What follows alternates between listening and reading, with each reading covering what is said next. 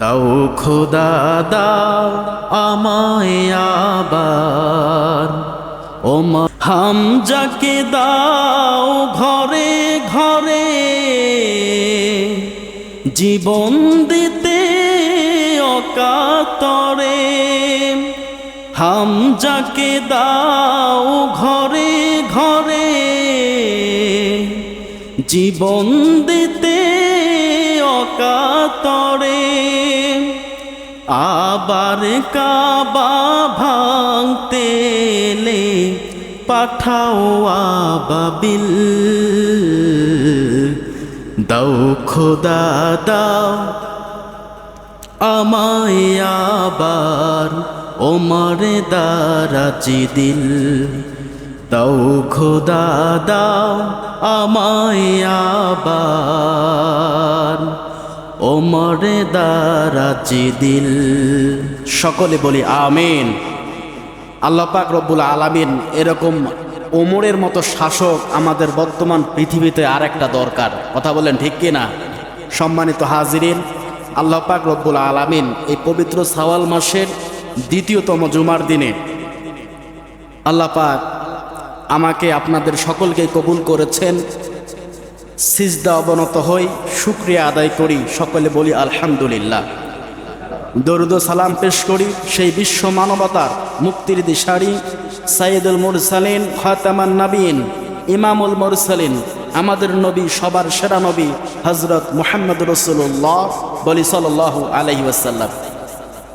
আল্লাহ পাক রব্বুল আলামিন যুগে যুগে নবী রাসূল পাঠিয়েছেন মানবতার কল্যাণের জন্য, সঠিক পথ দেখাবার জন্যই আল্লাহ পাক নবী এবং রাসূলদেরকে দুনিয়ার জমিনে পাঠিয়েছেন। আল্লাহ পাক রব্বুল আলামিন আমাদেরকে পাঠিয়েছেন শুধুমাত্র তার ইবাদত করার জন্য, গোলামি করার জন্য। আল্লাহ রসুল সাল্লাল্লাহু আলাইহি ওয়াসাল্লাম হাদিসের মধ্যে বলেছেন, আল মুসলিমু আখুল মুসলিম। মুসলমান মুসলমান ভাই ভাই। মুসলমান মুসলমানের পরিচয় কি বলেন? ভাই এবং ভাই। একজন ভাইয়ের সামনে আর এক ভাইকে যখন অন্যায় অবিচারে আঘাত করা হবে, অপর ভাই কি চুপ করে বসে থাকতে পারে? কথা বলেন, কখনোই সে বসে থাকতে পারে না। কারণ আমার সামনে আমার ভাইকে মারবে, আমার জীবন দিয়ে হলেও আমার ভাইকে আমি ঠেকানোর চেষ্টা করব। কথা বলেন ঠিক কিনা? সম্মানিত হাজিরিন, তদুরূপভাবে আমাদের পৃথিবীতে এই যে 200 থেকে 250 কোটি মুসলমান বসবাস করি, ইহুদিদের সংখ্যা প্রায় 1 কোটি বা 1 থেকে 1.5 কোটি, এর বেশি নয়। চিন্তা করে দেখেন, কোথায় 200 থেকে 250 কোটি মুসলমান আর কোথায় মাত্র 1 থেকে 1.5 কোটি ইহুদি। তারা আজকে আমাদেরকে এমনভাবে মায়ের মারছে, আর তামাম বিশ্বের মুসলমানরা আমরা চুপ করে বসে আছি। এটা কি ভাইয়ের সাথে ভাইয়ের সম্পর্ক হলো? এটা হলো না। ফিলিস্তিনে মায়ের খাচ্ছে মুসলমান, ওরা শিশু বাচ্চাদেরকেও ছাড় দিচ্ছে না। বাবার হাতে সন্তানের লাশ, স্ত্রীর লাশ, মা বাবার লাশ, আত্মীয় স্বজনের লাশ। আল্লাহ রসুল ভবিষ্যৎবাণী করেছেন, পৃথিবীর ভিতরে সব থেকে পাকাপুক্ত ইমানদার, মজবুত ইমানদারের অধিকারী হবে এই শাম, বর্তমান যেটা নাম হচ্ছে ফিলিস্তিন। ফিলিস্তিনের মানুষ যতটা ইমানদার, যত মজবুত ইমানদারের অধিকারী হবে, পৃথিবীর কোনো মানুষ ওদের মতো ইমানদার হতে পারবে না। আল্লাহ রসুল সাল্লাল্লাহু আলাইহি সাল্লাম এ কথা বলে গিয়েছেন আজ থেকে প্রায় 1450 বছর আগে। আমাদের এখানকার সন্তানেরা মায়ের খেলে ও মা ও বাবারে বলে চিল্লায়, আর ওই সন্তানরা, ওদের দেশের শিশুরা যখন তাদের ঘর বাড়ি বিনাশ হয়ে গেল, ধ্বংস হয়ে গেল, বাচ্চারা আল্লাহ আল্লাহ বলে চিল্লায়, ইয়া আল্লাহ বলে চিল্লায় আর কান্না করে। তো ওদের ইমান আর আমাদের ইমান কি এক? ফিলিস্তিনের নাগরিকরা সাক্ষ্য দিচ্ছে, আমরা তামাম পৃথিবীর ভিতরে কোনো রাষ্ট্র থেকেও যদি সাহায্য না পাই, আমরা এতটুকু আশা করেছিলাম আরব কান্ট্রি, আরব দেশ অন্তত পক্ষে আমাদের পাশে দাঁড়াবে, কিন্তু না, তারাও আমাদের জন্য কিছুই করলো না, শুধু মাঝে মাঝে কয়েকটা বৈঠক ডাক দেয়, মিটিং করে, আর খাতা কলমে কিছু স্বাক্ষর হয়, বাস্তব কোনো ব্যবস্থা তারা আমাদের পক্ষে নেয় নাই। তারা কান্না করছে আর বলছে, এতটাই মজবুত তাদের ঈমান। আল্লাহ রসুল তো ভবিষ্যৎবাণী করে গিয়েছেন, ফিলিস্তিন হবে কিয়ামতের ময়দান। কারণ ফিলিস্তিনে যতগুলো নবী রাসূল আল্লাহ পাক দুনিয়ার জমি পাঠিয়েছিলেন, সমস্ত নবী রাসূলের চরণ ধুলি ওই ফিলিস্তিনের মাঠে এখনো আছে, ঠিক কিনা বলেন? কারণ আল্লাহ রসুল ওই জেরুজালেমে বাইতুল মুকাদ্দাসে সমস্ত নবী রাসূলকে পিছনে ফেলে তিনি নামাজ আদায় করেছেন, ইমামতি করেছেন। আদম থেকে নিয়ে ঈসা পর্যন্ত যতগুলো নবী রাসূল, আমাদের নবী মুহাম্মদ রাসূলুল্লাহ সাল্লাল্লাহু আলাইহি সাল্লাম, সকল নবী রাসূল সেখানে নামাজ আদায় করেছেন। এই ফিলিস্তিন বাইতুল মুকাদ্দাস এটা মুসলমানদের প্রথম কিবলা। সবাই বাইতুল মুকাদ্দাসের সামনে রেখে সিজদা করত, এটাকে কিবলা মানত। আল্লাহ রসুল মনে মনে ভাবতেন, আহারে যদি বাইতুল মুকাদ্দাস না হয়ে এই কাবা ঘরটা আমার রবের ঘর, যদি এখানে সিজদা করতে পারতাম কতই না ভালো হতো। আল্লাহ পাক রব্বুল আলামিন আমাদের নবীজির দোয়া কবুল করেছেন। এখন থেকে আর এই মসজিদুল আকসা বাইতুল মুকাদ্দাস আর তোমার কিবলা নয়, হে নবী, এখন থেকে কাবা ঘরই তোমার কিবলা। সমস্ত মুসলমানদেরকে বলো এখন থেকে এই কাবা ঘরে তাওয়াফ করতে, এই ঘরে ইবাদত করতে। এই বাইতুল মুকাদ্দাস মুসলমানদের হৃদয়ে সব থেকে বড় একটা স্থান। কাবা ঘরের পরপরই এই ফিলিস্তিন জেরুজালেম বাইতুল মুকাদ্দাস আমাদের অন্তরের মধ্যে মণিকোঠায় বসে আছে, কথা বলেন ঠিক কিনা? অথচ সেখানকার মুসলমানরা মাইর খাচ্ছে, উড়িয়ে দিচ্ছে সব কিছু, অথচ আমরা কিছুই করতে পারি না। ইসরায়েলের পাশে প্রায় 17টা রাষ্ট্র আছে, মুসলিম রাষ্ট্র। সৌদি আরব আছে, কাতার আছে, ইরান আছে, ইরাক আছে, পাকিস্তান আছে, সুদান আছে, কতগুলো দেশ এই ইসরায়েলের পাশে অবস্থান করছে, প্রায় 17টা দেশ। আমি ম্যাপে মানচিত্রে দেখেছি। আর ইহুদিরা মাত্র 1 থেকে 1.5 কোটি, এরও কম সংখ্যক ইহুদি আমাদের মুসলমানদেরকে ওরা মারছে, আমরা হাত গুটিয়ে বসে আছি। 57টা মুসলিম রাষ্ট্র তামাম পৃথিবীতে এখন অবস্থান করছে, তন্মধ্যে বাংলাদেশ একটা। এই প্রতিটা মুসলিম রাষ্ট্রের প্রধানরা কি করছে? এরা কি গরুর ঘাস কাটে? এদের ঈমান বিক্রি হয়ে গেছে, কথা বলে ঠিক কিনা? তাছাড়া এরা বসে থাকতে পারতো না। বাংলাদেশ থেকে যদি হুকুম আসে, ডক্টর ইউনূস যদি নির্দেশ দেয় ফিলিস্তিনের পক্ষে বাংলার লাখো লাখো যুবক যুদ্ধ করার জন্য যাবে, আমার মনে হয় ফ্লাইট কেন, ওইরকম 100টা প্লেন থাকলেও যুবকদেরকে জায়গা দিতে পারবেন না, কথা বলেন ঠিক কিনা? যাবে, যুবকরা অবশ্যই সেখানে যাবে, জীবন দিয়ে হলেও তাদের পাশে দাঁড়াবে, কথা বলেন ঠিক কিনা? আমাদের এমন একটা অবস্থা, কষ্ট লাগে। কিসের নামাজ? এই নামাজ পড়ে কি হবে আমাদের? আমাদের ভাইদেরকে তারা বিনা কারণে মারছে, আর আমরা চুপ করে বসে আছি। সম্মানিত হাজিরিন, কষ্ট লাগে। ইহুদিরা আজকে তামাম পৃথিবীটা শাসন করে নিচ্ছে, তামাম পৃথিবী তারা বিস্তার লাভ করে নিচ্ছে। কারণ আছে, ইহুদিদের একটা ইতিহাস আছে, লম্বা আলোচনা করব না। আল্লাহ রসুল সাল্লাল্লাহু আলাইহি সাল্লাম ভবিষ্যৎ যেটা বলেছেন, তন্মধ্যে আমাদের ইতিহাস ঘাটতে হবে। মুসলমান জাতি যেমন তেমন কোন জাতি নয়। মুসলমান যদি একবার একতাবদ্ধ হয়, এক হয়, পৃথিবীর কোন শক্তি মুসলমানদেরকে পরাজিত করতে পারে নাই, এখন পর্যন্ত না, কিয়ামত পর্যন্ত পারবে না। তার সব থেকে বড় উদাহরণ হুদাইবিয়ার সন্ধি, বদরের প্রান্ত, সালাউদ্দিন আইয়ুবী, যারা দেশ শাসন করেছেন, যারা মুসলমানদেরকে একতাবদ্ধ করে ওই কাফিরদের বিরুদ্ধে যুদ্ধ করেছেন। হুদাইবিয়ার সন্ধি আপনাদের মনে আছে, আমি একজনে আলোচনা করেছিলাম। আল্লাহ রসুল সাল্লাল্লাহু আলাইহি সাল্লাম তার 1400 সাহাবীকে নিয়ে কাবার প্রান্তরে আসবেন হজ পালন করার জন্য। 1400 সাহাবী। মদিনা থেকে তিনি মক্কায় আসবেন হজ পালন করার জন্য। এখনো কাবা ঘরে পৌঁছায় নাই। আবু জেহেল, উতবা, সাইবা, আবু সুফিয়ান খবর পাঠিয়ে দিয়েছে, তোমাদেরকে হজ করতে দেওয়া যাবে না। আল্লাহর নবী মুহাম্মদুর রাসূলুল্লাহ হযরত উসমান রাদিয়াল্লাহু তাআলা আনহুকে পাঠিয়ে দিলেন আবু সুফিয়ানের কাছে। ও আবু সুফিয়ান, যাও বলে দাও মুহাম্মদ তার দলবল নিয়ে যুদ্ধ করার জন্য এখানে আসে নাই। আমরা এসেছি হজ পালন করার জন্য। আমরা হজ করব, তাওয়াফ করব, আবার এখান থেকে বিদায় নিয়ে চলে যাব। আমরা যুদ্ধে লিপ্ত হব না। আবু সুফিয়ান ওসমান রাদিয়াল্লাহু তাআলা আনহুকে আটক করে দিয়েছে। আটক করে দিয়ে খবর পাঠিয়ে দিয়েছে, ওদেরকে বলে দাও ওসমানকে হত্যা করা হয়েছে। আল্লাহ রসুলের কানে যখন কথাটা চলে আসলো, আল্লাহ রসুল ভীষণ রাগান্বিত হলেন, ক্ষিপ্ত হলেন। ওরা বিনা কারণে ওসমানকে কেন হত্যা করবে? ও আমার সাহাবীরা, এখনো কতজন সাহাবী এখানে আছো? সাহাবীরা ডাক দিয়া বলেন, ইয়া রাসূলুল্লাহ, ইয়া হাবিবাল্লাহ, ওসমান নেই, এখনো 1399 জন সাহাবী এই হুদায়বিয়ার সন্ধি প্রান্তরে আমরা অবস্থান করছি।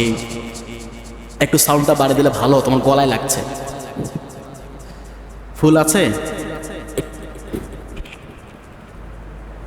আল্লাহ রসুল বলছেন, কতজন সাহাবী তোমরা আছো? 1399 জন সাহাবী। ইয়া রাসূলুল্লাহ, এখন আমরা এখানে অবস্থান করছি। আল্লাহ রসুল সাহাবীদেরকে ডাক দিয়ে বলছেন, ও আমার সাহাবীরা, আমি হাত রাখলাম, আমার হাতের মধ্যে হাত রেখে প্রতিজ্ঞাবদ্ধ হও, বায়াত গ্রহণ করো। ওসমানকে ওরা বিনা কারণে হত্যা করেছে। ওসমানের হত্যার বদলা না নিয়ে মক্কা থেকে মদিনায় আমরা যাব না। বলে আল্লাহু আকবার। 1399 জন সাহাবী আল্লাহ রসুলের হাতে হাত রাখলেন, হাত রেখে বায়াত গ্রহণ করেছে। আল্লাহ পাক রব্বুল আলামিন ওই মুহূর্তে জিবরাইলকে নাজিল করে দিয়ে আয়াত নাজিল করে দিয়েছে, লাকাদ রাদিয়াল্লাহু আনিল মুমিনিন ইদ ইউবাইউনাকা তাহতাশ শাজারা ফাআলিমা মা ফি কুলুবিহিম ফাআনজালাস সাকিনাতা আলাইহিম ওয়া আসাবাহুম ফাতহান করিবা। আল্লাহু আকবার। আল্লাহ পাক আরশ আজিম থেকে ডাক দিয়ে বলছেন, লাকাদ রাদিয়াল্লাহ, হে নবী, তোমার যতগুলো সাহাবী এখানে উপস্থিত, ওই সাহাবীদের উপরে আমি রাজি হয়ে গিয়েছি, সন্তুষ্ট হয়ে গিয়েছি। আনিল মুমিনিন, এরা কিন্তু সবাই মুমিন, ইমানদার। এরা কি? ইমানদার, এরা মুমিন। আমি আল্লাহ পাক এদের উপর রাজি হয়ে গিয়েছি। ইদ ইউবাইনুকা তাহতা শাজার, ওই বাবলা গাছের চারার নিচে আশেপাশে হুদায়বিয়ার সন্ধির প্রান্তরে যতগুলো সাহাবী তোমার হাতে হাত রেখে বায়াত গ্রহণ করেছে, ও নবী, শুধু তোমার সাহাবীদের হাত মোবারক সেখানে ছিল না, আমি আল্লাহ পাক আরশ আজিম থেকে আমার কুদরতি হাত তোমার হাতের মধ্যে রেখেছিলাম। আল্লাহু আকবার। যখন আবু সুফিয়ানের কাছে খবর চলে গিয়েছে ওসমান হত্যার বদলা না নিয়ে মুহাম্মদ মক্কা ত্যাগ করবে না, ওরা ভয়ের চোটে ওসমানকে ছেড়ে দিয়েছে। যুদ্ধ করা লাগে নাই, শুধু একতাবদ্ধ হয়েছে। অথচ 1400 সাহাবীর চেয়ে ওদের সংখ্যা অনেক অনেক গুণে বেশি ছিল ওই সময়। মাত্র একতাবদ্ধ হয়েছে, ওরা ভয়ের চোটে ওসমানকে ছেড়ে দিয়েছে। আজকে তামাম পৃথিবীতে যদি মুসলমানরা এক হয়ে যেত, ওই ইহুদি খ্রিস্টান পৃথিবী থেকে উল্টা পাল্টা পথ দিয়ে পালানোর রাস্তাও খুঁজে পেত না। কথা বলেন ঠিক কিনা? কিন্তু আমাদের তো একতা নাই। ও আওয়ামী লীগ, বিএমপি, চরমোনাই, জামাতি ইসলাম, আহলে সুন্নাত ওয়াল জামাত, আটরশি, চন্দ্রপুরী, হেফাজতে ইসলাম, তাবলিগ, পাবলিক, কত দল আমাদের দেশে। ওরা এক একবার যায় আর মায়ের খেয়ে আসে। 1400 মানুষের ভেতরে যদি 14টা দল হয়, শক্তি থাকবে? শক্তি থাকে? থাকে না। আমাদের বাংলাদেশে কতগুলো দল, সৌদি আরবেও দল আছে, বিশেষ করে শিয়া সুন্নিরা, যারা মনে করে মুহাম্মদ কেন নবী হলো, নবী হওয়ার দায়িত্ব আল্লাহ পাক আলীকেই দিতেন। ওরা আজানের মধ্যে আলীর নাম নেয়। বিশৃঙ্খলা সব জায়গায়। হুদাইবিয়ার সন্ধি থেকে আমাদের শিক্ষা হচ্ছে মুসলমানরা যতক্ষণ না পর্যন্ত এক না হবে তামাম পৃথিবীতে যতই সংখ্যা বেশি হোক না কেন মাইর খাওয়া লাগবে, মাইর খাওয়া লাগবে। ঠিক কিনা বলেন? এটাই বাস্তব। হুদাইবিয়ার সন্ধি প্রান্ত থেকে একটা শিক্ষা আমি বের করলাম ইনশাআল্লাহ। এবার আসেন দেখি বদরের প্রান্তরের যুদ্ধ। আল্লাহ রসুল সাল্লাল্লাহু আলাইহি ওয়াসাল্লাম মক্কা ছেড়ে যখন মদিনায় হিজরত করলো, কাফিরদের অত্যাচারে আল্লাহ রসুল মক্কায় টিকতে পারল না। বিশেষভাবে তাকে হত্যার পরিকল্পনা করা হলো।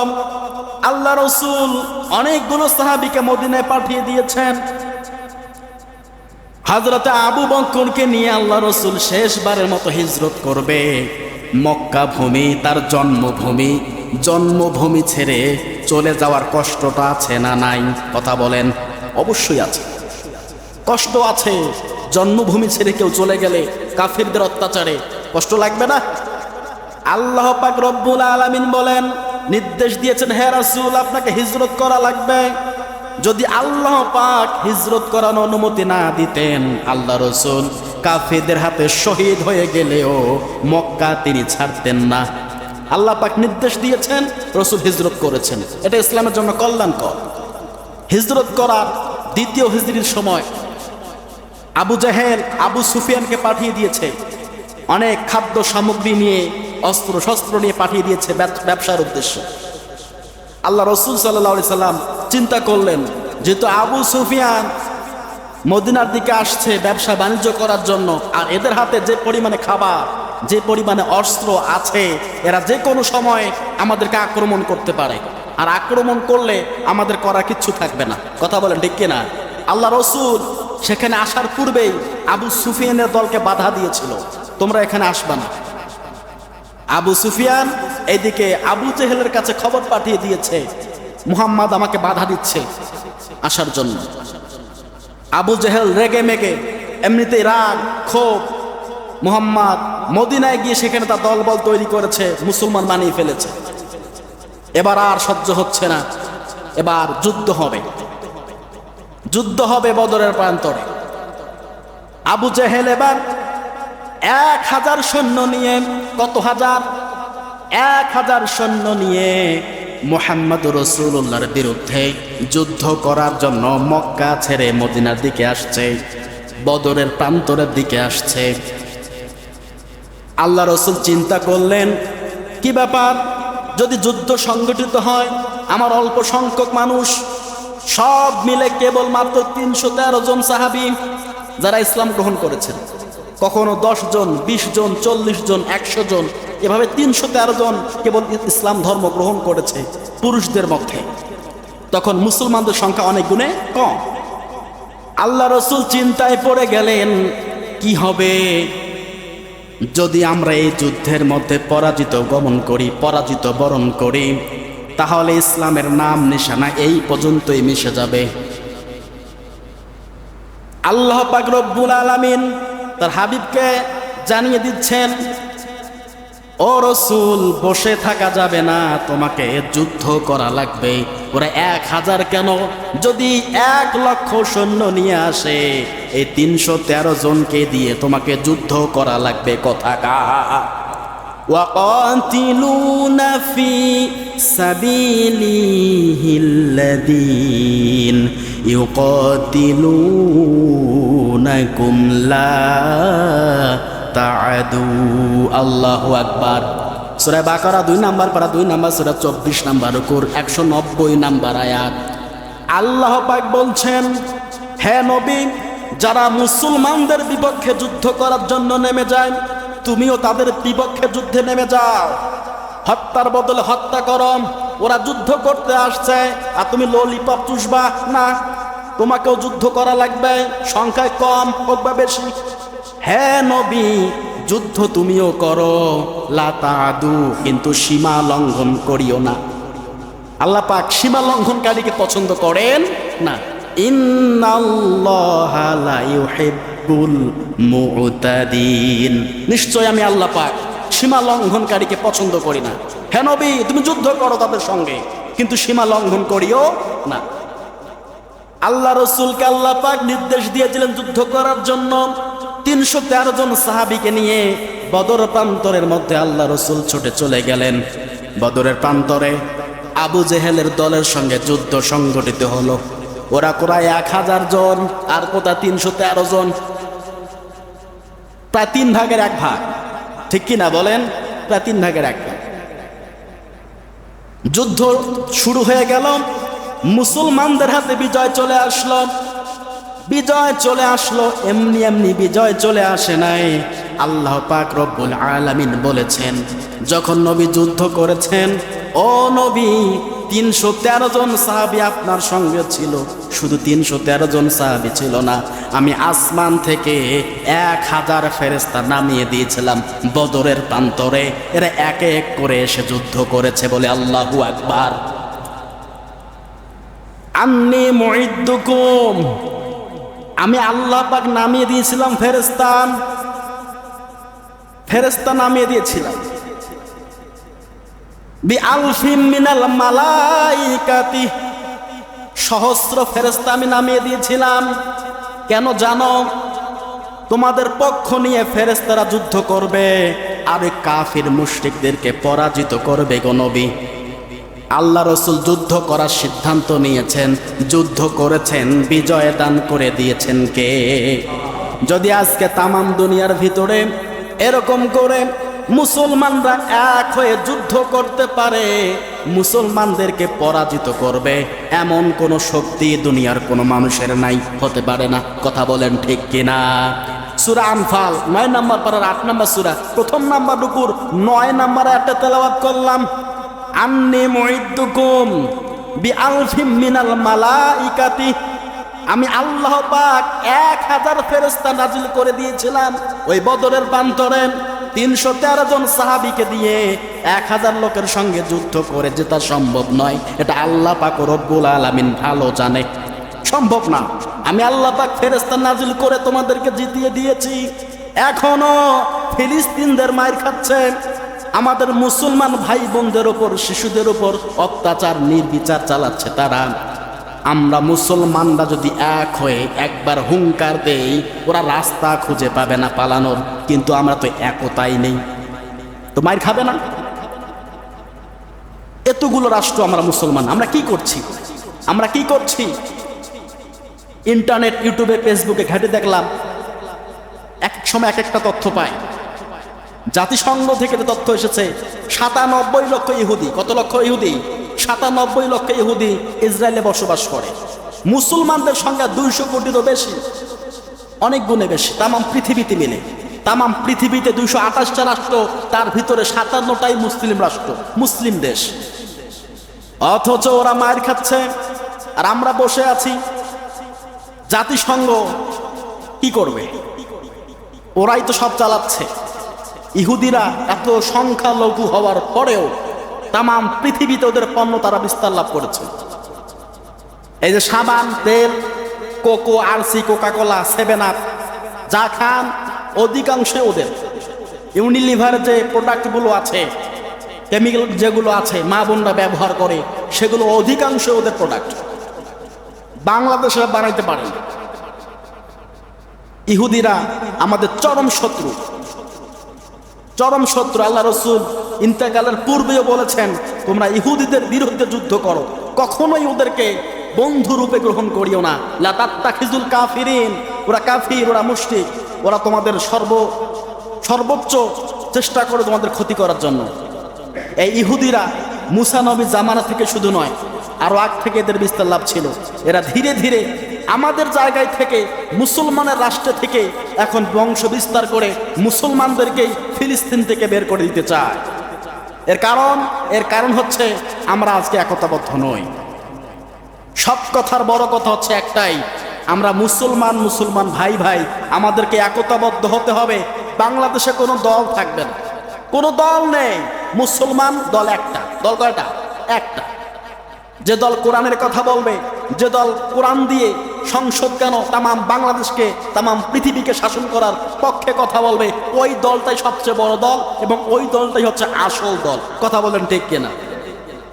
যে দল কোরআন হাদিসের কথা বলে, কোরআন দিয়ে সংসদ কায়েম করতে চায়, কোরআন দিয়ে বিচার ব্যবস্থা কায়েম করতে চায়, কোরআন দিয়ে অর্থনীতি জাকাত ভিত্তি কায়েম করতে চায়, আপনি বুঝে নেবেন বাংলাদেশ নয় তাম পৃথিবী জুড়ে ওইটাই একমাত্র সঠিক দল, এর ওপর আর কোনো দল নেই। যতক্ষণ না পর্যন্ত কোরআনের আইন বাস্তবায়ন না হবে আপনি প্রকৃতপক্ষে আমি শান্তি পাবো না, কেউ শান্তি পাবো না। সম্মানিত হাজিরিন, বদরের প্রান্ত থেকে আমাদের এটাই শিক্ষা আসে, যুদ্ধ করার জন্য সংখ্যা কম বা বেশি এটা কোনো ব্যাপার না, ব্যাপার একটাই, মুসলমানদের একতা। যদি আজকে একতাবদ্ধ হতাম, আমাদের ফিলিস্তিনে মা বোনদের উপর, ভাইদের উপর, শিশুদের উপর যে নির্যাতন নিপীড়ন তারা চালাচ্ছে, আমরা আজকে তাকে প্রতিরোধ করতে পারতাম। আমরা এখান থেকে কি করব? আমাদের এখান থেকে করার কিছু আছে। এখন আপনার আমার প্রশ্ন, আমরা এখান থেকে কি করব? আমরা বাংলাদেশের সাধারণ একজন নাগরিক, দিন আনি দিন খাই, আমাদের করণীয় বা কি হতে পারে, ঠিক কি না বলেন? প্রশ্ন জাগে না? আমরা কি চাইলেই এখান থেকে দৌড় দিতে পারবো? ভিসা আছে, পাসপোর্ট আছে, আমাদের চাইলেও পারবো না, মন চাইলেও আমরা যেতে পারবো না। তাহলে আমাদের করণীয় কি? যতটুকু সাধ্য আছে অতটুকুই আমাদের করণীয়, অতটুকুই আমাদের ক্ষমতা। আমাদের ক্ষমতা হচ্ছে এই বাড়ির মধ্যে যতগুলো এই ইসরায়েলি প্রোডাক্টগুলো আছে ঘৃণার সাথে সেগুলোকে বাথরুমের মধ্যে ফেলে দেওয়া। কথা বলেন ঠিক কিনা? অন্তত পক্ষে এতটুকু তো করতে পারবো, ঠিক কিনা বলেন? যতগুলো ইহুদির ইসরায়েলের প্রোডাক্ট আছে এই সবগুলো প্রোডাক্ট আমরা বর্জন করব। অন্তত পক্ষে কিয়ামতের ময়দানে বলতে পারবো, আল্লাহ, বাংলাদেশ থেকে ফিলিস্তিনে গিয়ে যুদ্ধ করতে পারি নাই, টাকা নাই, পয়সা নাই, এত সামর্থ্য আমার ছিল না, কিন্তু ঘৃণায় রাগে ওদের প্রোডাক্টগুলো আমি ছুঁড়ে ফেলে দিয়েছি, বাথরুমে ফেলে দিয়েছি। এতটুকু প্রতিবাদ আমি করেছি, এর কারণ হলেও শাস্তি আমাদের লাঘব হবে। কথা বলেন ঠিক কি না? সম্মানিত হাজিরিন, হুদায়বিয়ার সন্ধি আর বদরের প্রান্ত আমাদেরকে অনেক শিক্ষা দেয়। মুসলমানরা সংখ্যায় কম হোক বা বেশি হোক এটা বড় কথা নয়, একতাবদ্ধ না হলে কখনোই মুসলমানদের হাতে বিজয় আসবে না, কখনোই আসবে না। বদরের প্রান্তর থেকে আল্লাহ রসুল প্রায় 70 জনকে বন্দী করলেন, 70 জনকে শহীদ হত্যা করেছেন।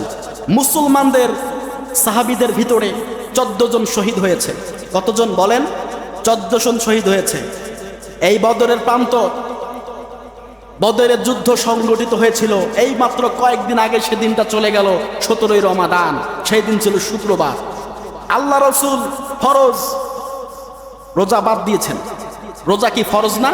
ইয়া আইয়ুহাল্লাযীনা আমানু কুতিবা আলাইকুমুস সিয়াম কামা কুতিবা আলাল্লাযীনা মিন ক্বাবলিকুম লাআল্লাকুম তাত্তাকুন। তোমাদের উপর আমি রোজা ফরজ করে দিয়েছি, ফরজ যেমন করে ফরজ করে দিয়েছিলাম তোমাদের পূর্ববর্তী পুরুষদের উপরে। আল্লাহ রসুল জানতেন রোজা ফরজ, ফরজ রোজা সবার সামনে ঢক ঢক করে পানি পান করে রোজা ভেঙে ফেলেছেন।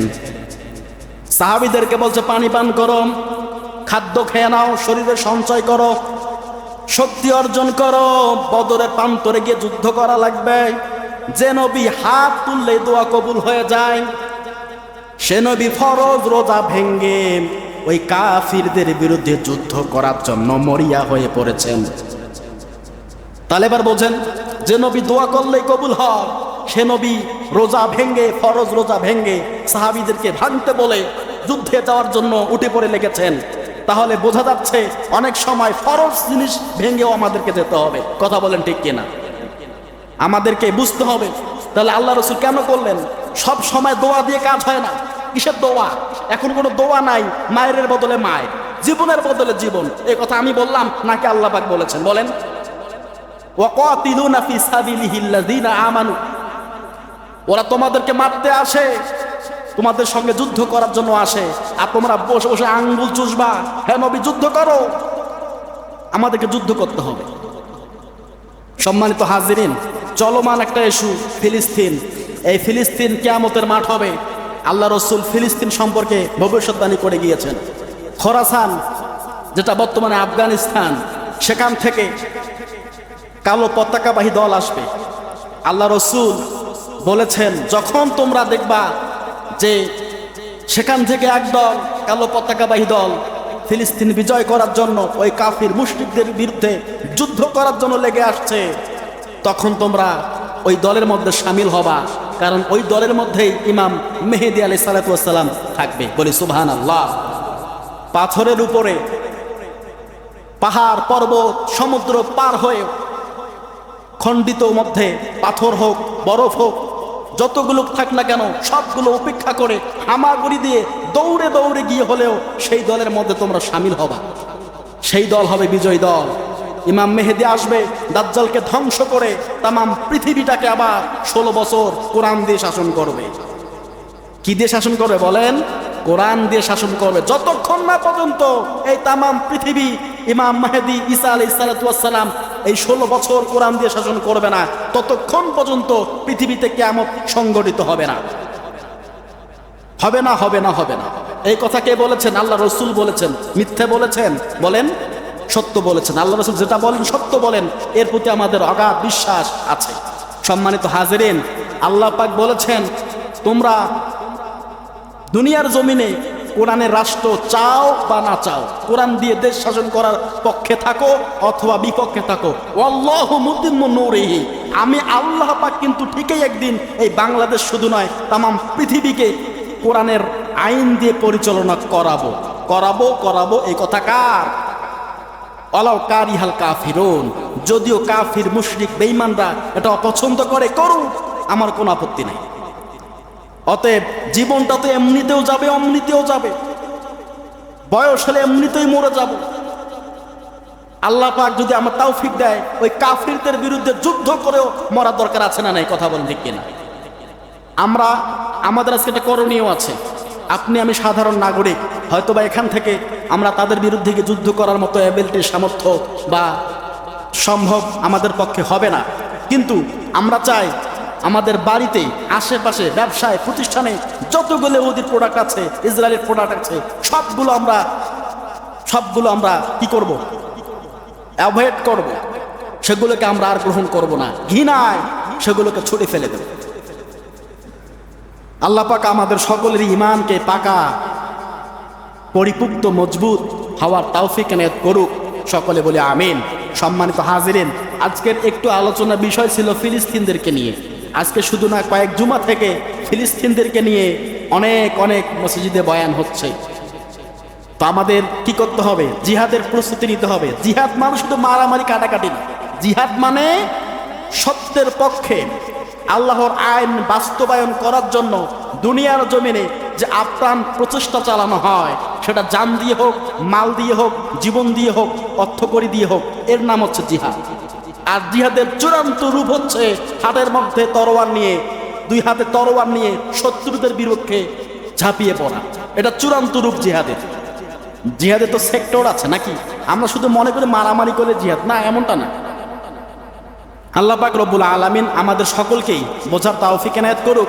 ফিলিস্তিনবাসী যারা আছেন তাদেরকে আল্লাহ পাক হেফাজত করুক। তামাম পৃথিবীর মুসলমান ভাইদেরকে আল্লাহ পাক হেফাজত করুক। সকলে বলে আমিন।